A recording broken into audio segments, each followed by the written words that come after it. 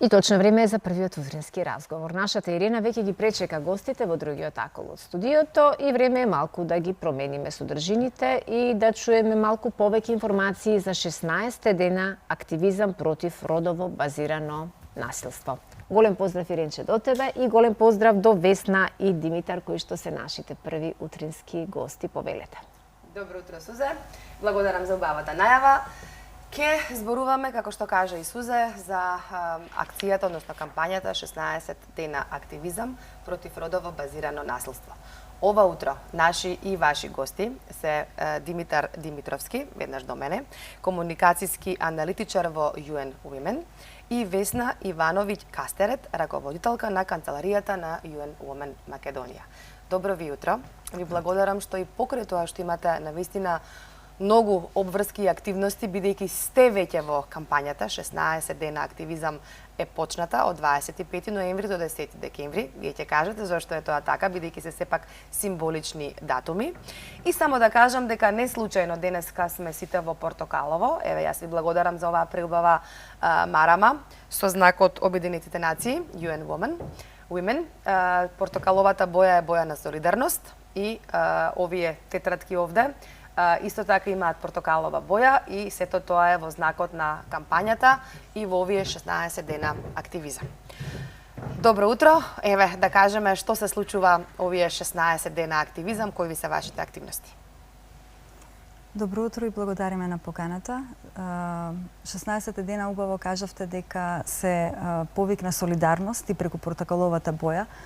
Почнуваат на 25 ноември, кога е денот за елиминација на сите форми на насилство врз жените, родово базирано насилство, а завршуваат на 10 декември на денот на човековите права. Не е случајно одбран, туку символично покажува дека насилството врз жените, родово базирано насилство е кршење на човековите права.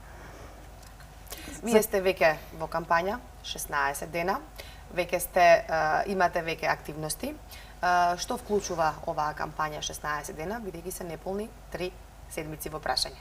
Точно така. Добро утро на гледачите, благодариме нели за поканата. Она што можеме да кажеме во однос на кампањата дека се случува 11 години кај нас. Овие 16 дена токму затоа изборуваме за да може подобро да се запознае и публиката со различните форми на насилство и што треба да правиме за да го превенираме истото. Во однос на активности, оваа година се осврнуваме на оние поневидливи или непрепознаени форми на насилство, вклучувајќи го економското, психолошкото, технолошки олеснетото насилство или пак насилството кое што го сведочиме во јавниот живот кон жените и девојчињата.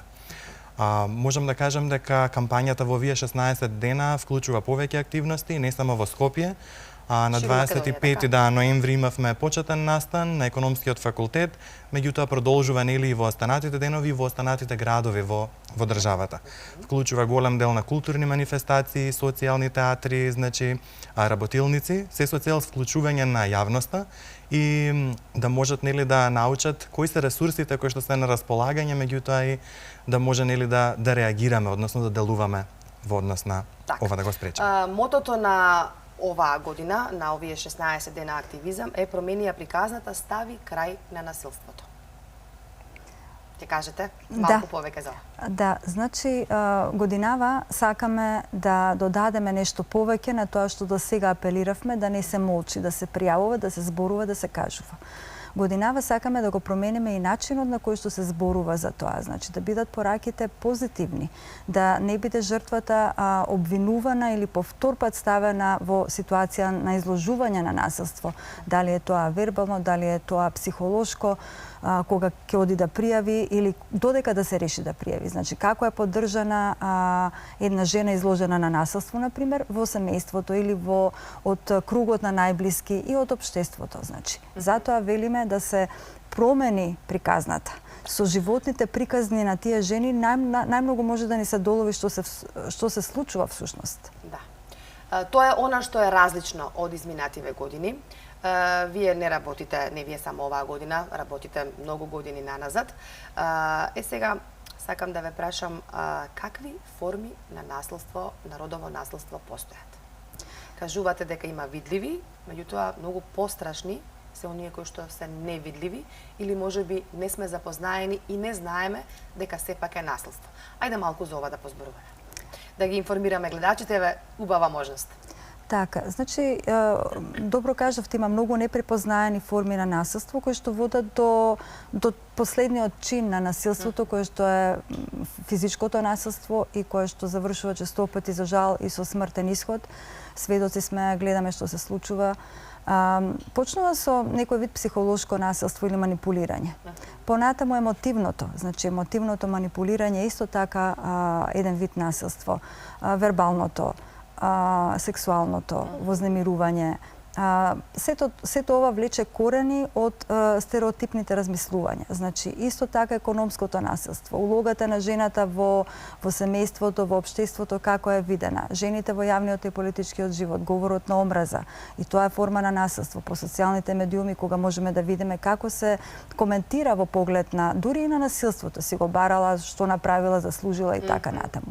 Значи, има многу форми на насилство кои што жената која што е изложена, зборувам за жените, бидејќи статистиката покажува дека тие најмногу се изложени на насилство.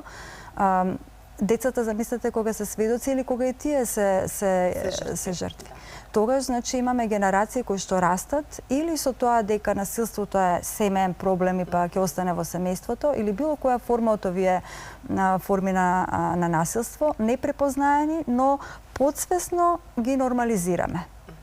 И потоа тие родови стереотипи кои што се длабоко вкоренети, поврзани плюс додадени овие некои форми кои што се по-невидливи, по-необјаснети. Дури ни самата жртва не сваќа дека тоа е насилство. И прво да се освестиме сите, значи, дека формите на насилство се различни. Ние имаме и промени во кривичниот законник, дека ставени се различни форми на насилство. Земјава има одлични закони. Да. И напредуваме во поглед на тоа како ја нормализираме легислативата, да ја урамниме со европските стандарди. И значи тука се препознаени. Нашата земја ги препознава. Нашата влада ги поддржа, значи институциите ги поддржа, ги сватија и ги поддржа овие промени. Да, но колку жените, бидејќи зборуваме за жени конкретно во случајов, колку жените се охрабруваат да пријавуваат родово базирано наследство. Не зборуваме само за семено, туку еве и овие скриени форми на наследство кои што и ние самите не ги препознаваме. Колку од овие жени во проценти, имате вие статистика, пријавуваат и што од кога ќе пријават?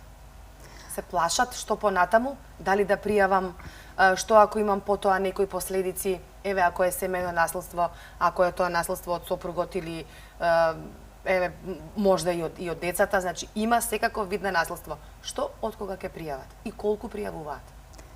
Видете, има бројка која што кажува дека 2% од жените жртви пријавуваат по-сериозните форми на наследство, каде што веќе има и физички повреди.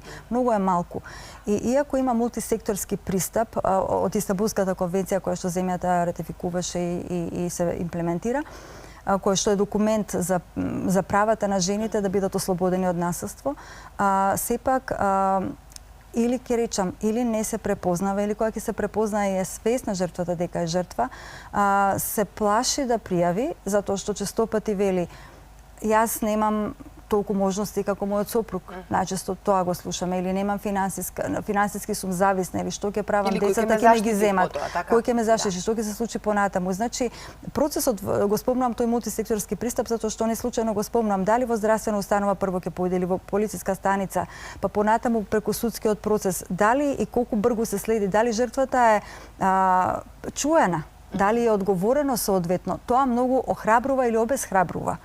И затоа, кога се вели, кога општеството или не го сваќа семејното наследство и родово базирано наследство надвор од кругот на интимниот круг, тогаш, почнувајќи од социјалните медиуми, почнувајќи од најблискиот круг, почнувајќи од општеството, се чувствува дека е втор пат виновна за нешто. Да.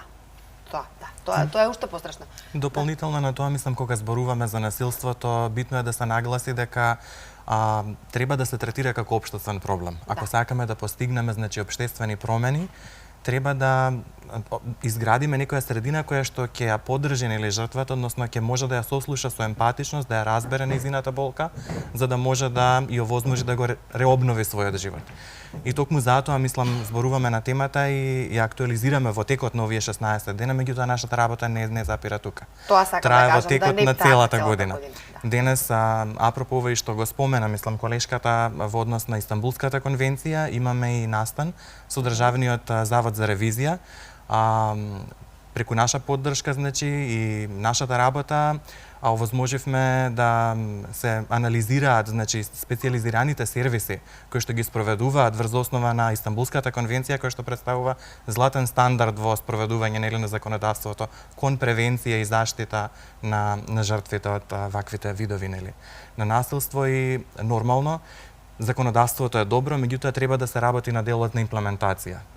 И во тој случај можеме да бидеме поактивни, да делуваме и да можеме да донесеме некаква позитивна промена во Затоа треба што повеќе вака да се излегува јавно, да знаат луѓето и да ги препознаат формите на насилство, бидејќи спомнавме неколку пати дека треба да се пријави. Јас ќе го кажам јавно телефонскиот број, тоа има повеќе, меѓутоа овој е стандарден, тоа е 141 700.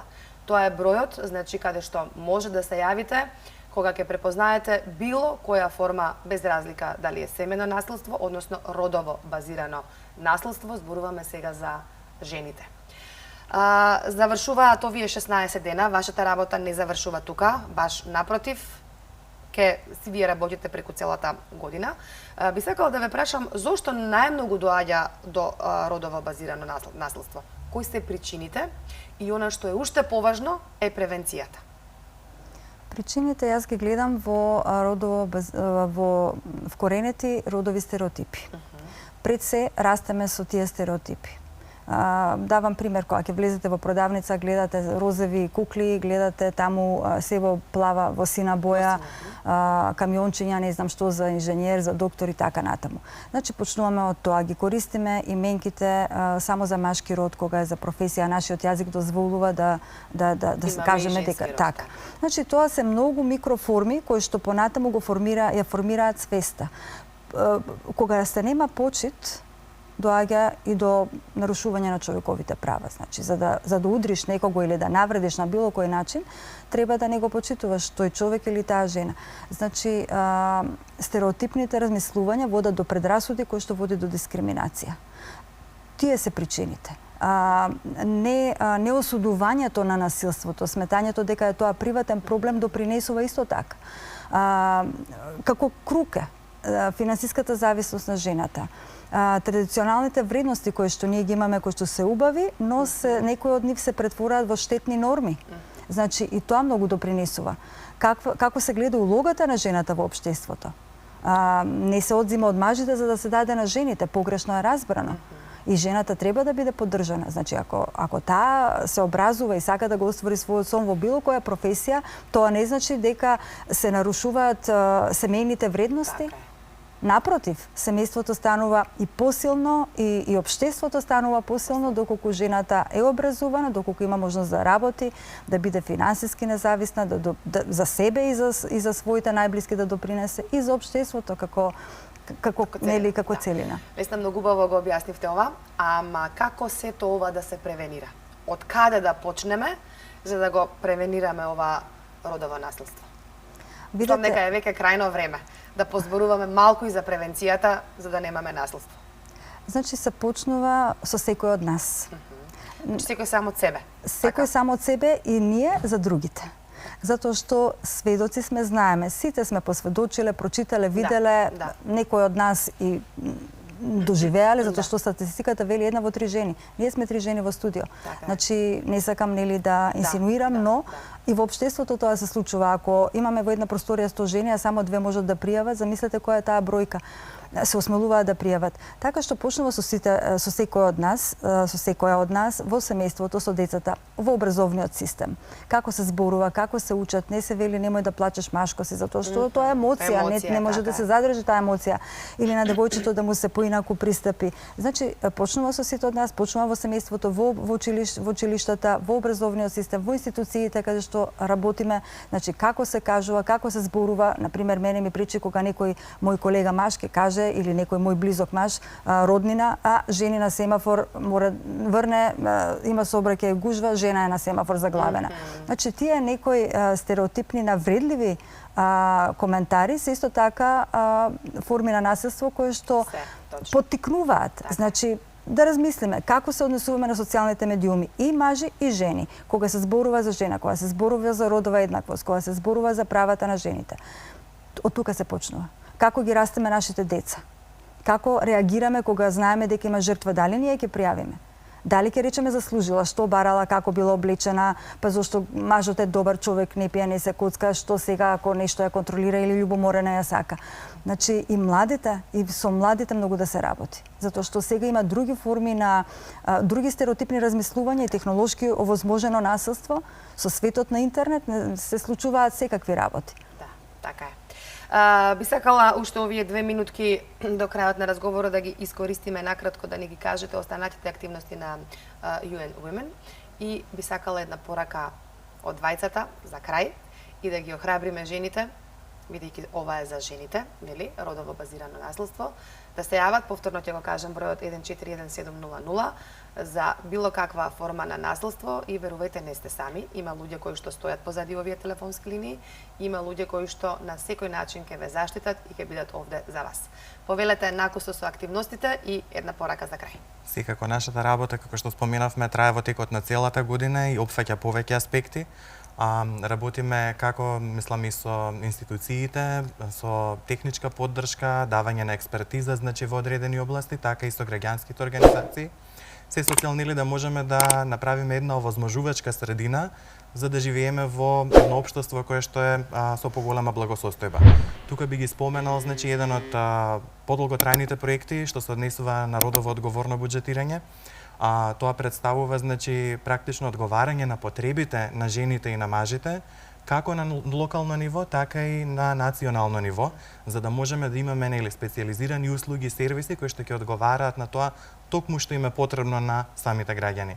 Би ја напоменал, нели, нормално и хармонизацијата на законодавството и легислативата во нашата земја, заедно со европските стандарди. Тука, значи, помагаме на институциите исто така да ја ускладат таа легислатива со очекувањата и стандардите кои што, нели, треба да ги имаме како една европска модерна држава, и нормално неизоставено нашата работа нормално за превенирање, спречување и помагање на жените да го обноват својот живот преку социјалните менторства, кои што изминативе 4 и нешто години практично работиме за жени кои што преживеале или доживеале некаков вид на насилство, да можат да го обноват својот живот преку нивна реинтеграција, економско зајакнување, дополнителна наобразба, за да можат, нели, повторно да го изградат својот живот и да бидат активен дел, да застанат на своја ноза.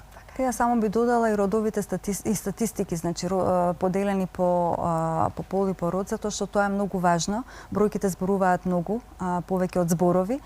Важно е да имаме статистика на оваа тема. И исто така е важно да знаеме дека жените не се ранлива категорија, туку тие се ставени во ранливи ситуации каде што се изложени на насилство. И секако поранливите групи, ако зборуваме за жена со попреченост, ако зборуваме за возрастна жена, ако зборуваме жена во рурална средина каде што можеби инфраструктурата и системот во таа средина не е достапен или треба да патува или за да може да го пријави насилството. Значи тие се многу повеќе ги има, не сакам само да се ограничам на овие, но да ги спомнам како пример. И само да додадам дека кампањава е заедничка со целото семејство на Обединетите нации во земја, со делегацијата на Европска унија, со мисијата на ОПСЕ и другите партнери кои што соработуваат и работат на оваа тема, како и со институциите. И мојата порака би била кон сите жени кои што се изложени на насилство и не гледаат, да не премолчуваат, да се охрабрат, дека тоа е првиот чекор, а сите сите ние да застанеме, да го кренеме гласот и не само да го кренеме гласот, туку и да действуваме. Апелирам до мажите да бидат наши сојузници на оваа тема. Не обвинуваме никого, но не мораме заеднички да го обвиниме чинот на насилство врз жените и поради родовата улога која општеството ја доделува и на жените и на мажите. Ви благодарам. Широка тема, ви благодарам за гостувањето. Ќе ве ослободиме сега бидејќи имате навистина многу активности во ек на кампањата сте. Нема да заврши нашиот разговор тука, значи ќе имаме повторно можност да ни дојдете повторно да зборуваме на некоја друга тема и секогаш стоиме отворени како телевизија кога е во прашање значи било каква врста на насилство. Ви благодарам за од срце за одвоеното време. И од наша страна благодариме. Широка тема и вреди да се отвара почесто оваа тема, а не само еден до два пати во годината.